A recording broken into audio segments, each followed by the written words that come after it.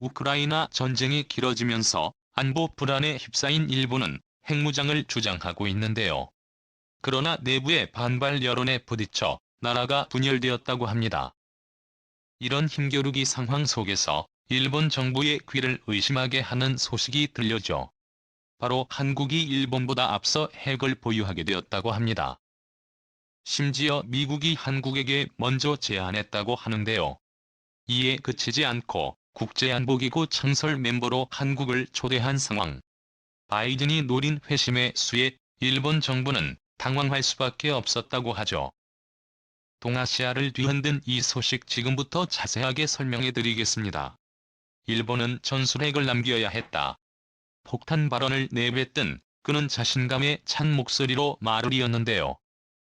여러 선택지를 두고 고민해야 한다. 현재 일본에게 핵은 꼭 필요하다. 그의 말이 끝난 뒤 전 일본 열도가 충격에 휩싸였습니다. 전술핵 발언으로 갑자기 주목을 받은 인물은 정계에서 퇴진한 걸로 알려진 아베 신조 전 총리였습니다.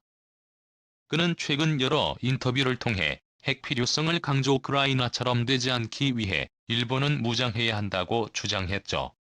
이에 호응하듯 전자민당 간사장인 이시바 시게루는 아베 총리의 말을 두둔하며 핵공유 정책은 다른 유럽 국가에서도 취하고 있으니 이를 검증하는 일은 반드시 필요하다고 주장했습니다. 자민당 내부에서도 아베 전 총리를 지지하는 발언이 잇따르자 현 일본 총리인 기시다 후미오는 직접 언론 인터뷰를 통해 비핵 3원칙을 지키고 있는 일본은 핵공유를 인정할 수 없다고 딱 자르며 아베 전 총리의 발언을 견제했습니다. 후미오가 주로 활동하는 지역구는 히로시마.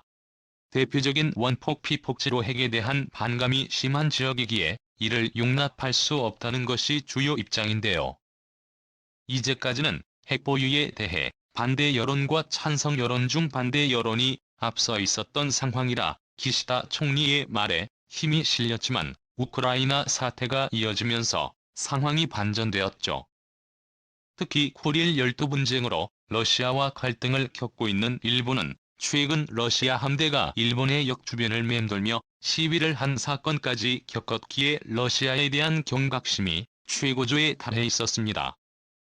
이런 위태로운 상황에서 아베 총리가 기시다 후미오 총리를 반박하며 핵공유 문제를 끌고 온 것이죠. 강력한 일본을 위해서 핵은 반드시 필요하다는 지지 세력이 결집하고 있습니다.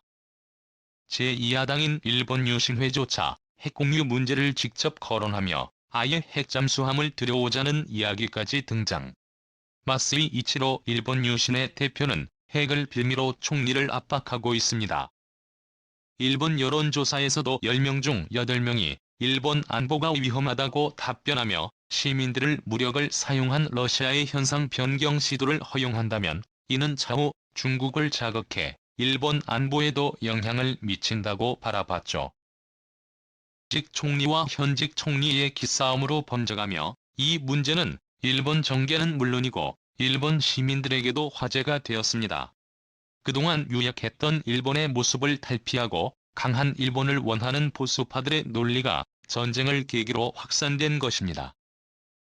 후미오 입장에서는 매우 피곤한 일이 되었죠. 일본 열도가 양쪽으로 갈라지며 내분으로 번져 걸즈. 한국에서 들려온 소식이 일본을 충격에 빠뜨렸는데요.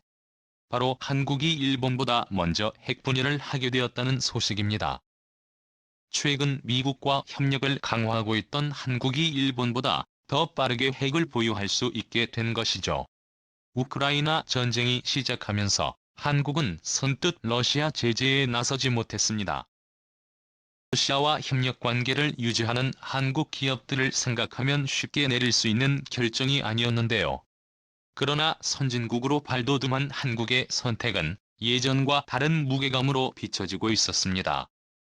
세계를 이끌어가는 선도국으로 한국이 누구를 선택하는지는 미국과 러시아 모두 초미의 관심사였죠. 우크라이나 선정에서 한국의 선택은 미국이었습니다. 한국은 러시아 제재에 동참하기로 결정하면서 러시아 먼저 제안에도 동의 미국과 손을 잡고 전방위 압박에 가세하기로 결정했죠. 미국의 인도태평양 전력에 있어서 가장 중요한 국가인 한국이 미국의 편을 들며 확실하게 편을 조성하자 미국은 한국이 예전부터 원했던 핵을 제공하기로 결정한 것인데요.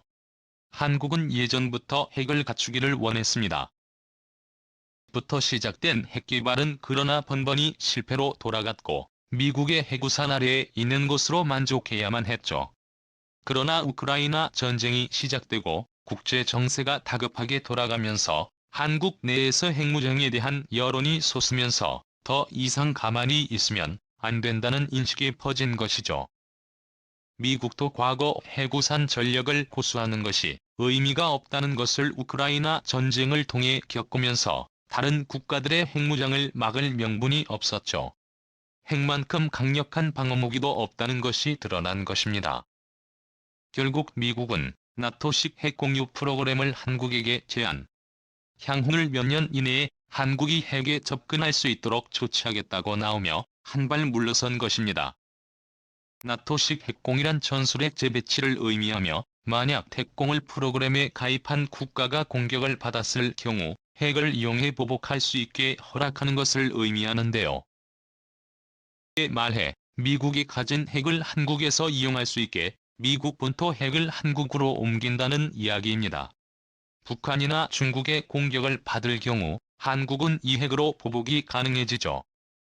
이에 더 나아가 미국은 한국에게 국제안보기구의 일원으로 참여하길 권유한 국가, 주요 국가들이 합쳐진 초국가적인 단체를 구성해 향후 있을 무력 분쟁에 대비하자고 제안한 것입니다. 이미 파이브는 오커스를 비롯해 쿼드 등 다양한 국가들과 협력체제를 구축하며 경쟁 상대로 떠오른 중국과 적대적 태도를 취하는 러시아를 압박할 준비를 실행에 옮긴 바 있습니다. 당시 많은 이들이 바이든의 가져간 외교동맹을 바라보고 대체 미국이 어떤 구상을 갖고 있는지에 대해 강한 의구심을 품었는데요. 그런데 국제안보기구 창설 논의가 새어나오면서 모든 궁금증이 해결된 것입니다.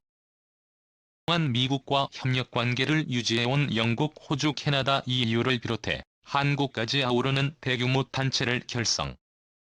중국과 러시아의 견제로 아무런 힘도 쓰지 못하는 유엔을 대체할 강력한 기구를 결성하는 것으로 합의가 이루어지고 있는 것이 드러난 것이죠.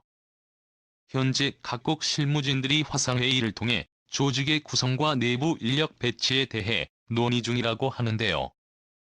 미국 뉴욕에서도 조율을 위한 비공식 회의가 열렸다고 합니다. 결과적으로 한국이 미국의 손을 들면서 일본보다 먼저 핵을 받게 되었고 심지어는 새로운 국제기구의 창립 멤버로 자리 잡게 된 셈이죠. 바이든 대통령은 최근 국정연설을 통해 러시아 봉쇄가 효과적이며 이를 위해 자유세계가 힘을 모으고 있다고 언급, 특별히 한국의 이름을 거론하는 모습을 보여주었습니다.